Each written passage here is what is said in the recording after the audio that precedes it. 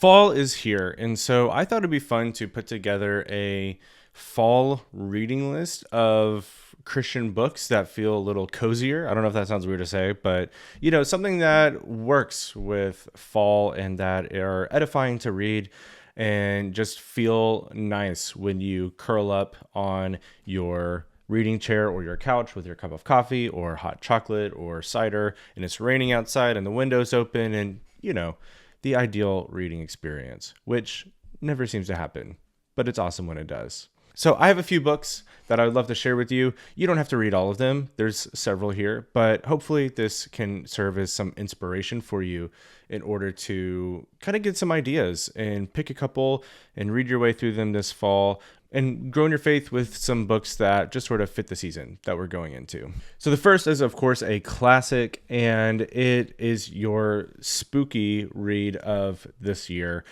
The Screwtape Letters by C.S. Lewis. Classic, can't go wrong with this. You know what's funny is I actually avoided this book for a long time because it felt cliche, it felt cheesy, and then I read it and I regretted that I waited so long to read it. It's amazing, absolutely incredible.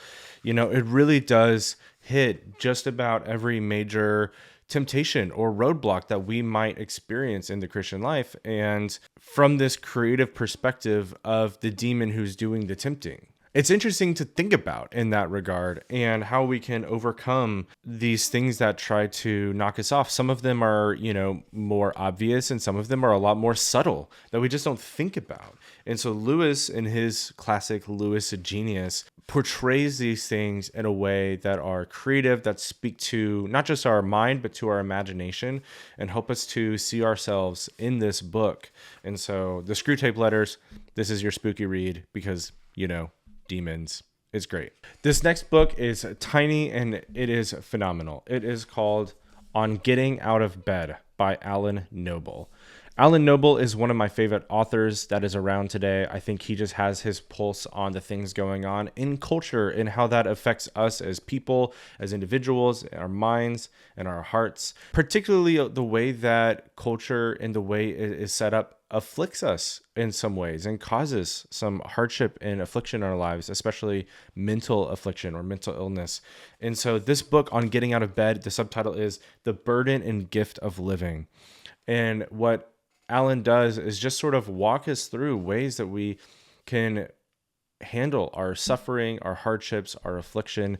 And I think it's good for this season because, this season can be hard for people, whether that is things like seasonal depression that creeps up during this time, or feelings of grief as we remember hardships that we have gone through over the holidays, whether that is around particular events and dates, or just getting to holidays and feeling the absence of people or things that should be there and that aren't. So this is a great book for answering the question, why should we get out of bed instead of not getting out of bed? Love this book. Highly recommend. Moving on from Halloween to Advent or Christmas, this is your Advent read. It is On the Incarnation by St. Athanasius. This is the oldest book on the list. This is the book that really introduced me to reading older books, and it's amazing. We believe in the full humanity and divinity of Jesus, in large part because of the ministry and the thought of St. Athanasius. He was at the Council of Nicaea defending this doctrine. And so to read his thoughts on it from that time period a long time ago are just incredible. It's insightful. The doctrine of the incarnation, of course, affects every other part of the life of Christ and of our salvation. And so this is a look into how the earliest Christians were thinking about that. And it's just a phenomenal book. And it's little. And going back to C.S. Lewis, in this edition of it, the Popular Patristics edition, there is a foreword from Lewis that is famous for talking about reading old books. And just that is worth the price of admission for this, but then go on to read the rest of On the Incarnation because it's amazing. This is your Advent reflection for the year. The next is a new release and translation of an old book that I have recently read, and I loved it. And that is On the Christian Life by John Calvin. Now, pause. If this name throws you off, that's okay. Don't worry about it. This book has nothing to do with anything you would associate with Calvinism. This book is not about your head. It is about your heart and your life. And it is not just going to try to pump you full of theology and doctrine. It is going to teach you how to live a life, how to live the Christian life, how to deny yourself, how to handle suffering well, how to turn your attention and your gaze to God so that he transforms you. And you don't just talk about the gospel, but you are transformed by the gospel. This book is amazing. Don't let the name trip you up if that's a thing for you. Just get it, read it. This became one of my favorite books as soon as I finished it, because it's something I'm just going to go back to this over and over again. I already have. Okay, this is a newer book that I don't think too many people read, unfortunately, but it's okay because it's actually getting a re-release. It's a Doctrine of God written unlike any other Doctrine of God that you've ever read before, if you've read something like that. This is God Has a Name by John Mark Comer. Now, John Mark is obviously really popular right now with books like The Ruthless Elimination of Hurry and Practicing the Way, both of them great books that a lot of people are reading and talking about right now. I don't think a lot of people picked this book up. He's actually re-releasing it right now in a new edition. He's expanded it a little bit with some additional thoughts that he's had since he wrote this version of it. So don't get this paperback version, get the new one that's coming out with his updated thoughts. A lot of people, and myself included sometimes, wishes that John Mark would talk about doctrine more. His thing is primarily formation, which is amazing, and that's what myself and a lot of others have benefited from him about. But doctrine is a huge part of that. But what I think a lot of people miss is that he actually has released a couple books that are more doctrine heavy.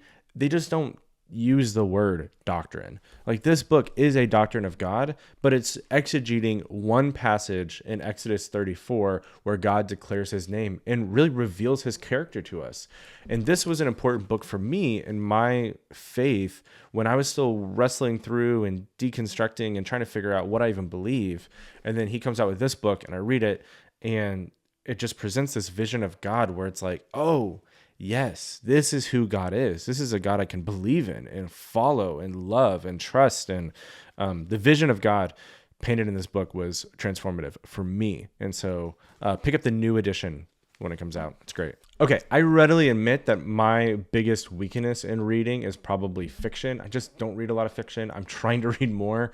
But I did read this book and the books that came after it, and it was one of the best things I've ever done. It is, of course, The Lord of the Rings. The Lord of the Rings and the other book that I'm about to talk about almost ruined reading for me because I finished them, and now every other book that I've read since, I've been thinking to myself, I could be reading those books. I could be reading The Lord of the Rings, and I'm not. And I should maybe just go back and reread them because they're that good. Obviously the movies are amazing, and I've seen them a dozen times like every other person out there. But reading the books is just a different experience where you get to sit and just spend a significant amount of time in this world, in this story with these characters.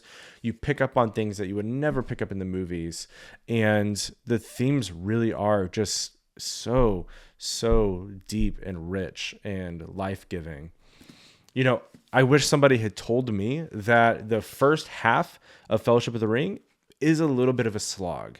It took me a long time to get through that, but please trust me, it is worth it. It is amazing. About halfway, 3/4 of the way through, the story picks up and it's incredible. And then Two Towers and Return of the King are just phenomenal books. And so this is a great, cozy fall reading. If you're looking for something more fiction in your life, Lord of the Rings is the way to go. It's just amazing. Okay, last but certainly not least, this is my favorite book of all time.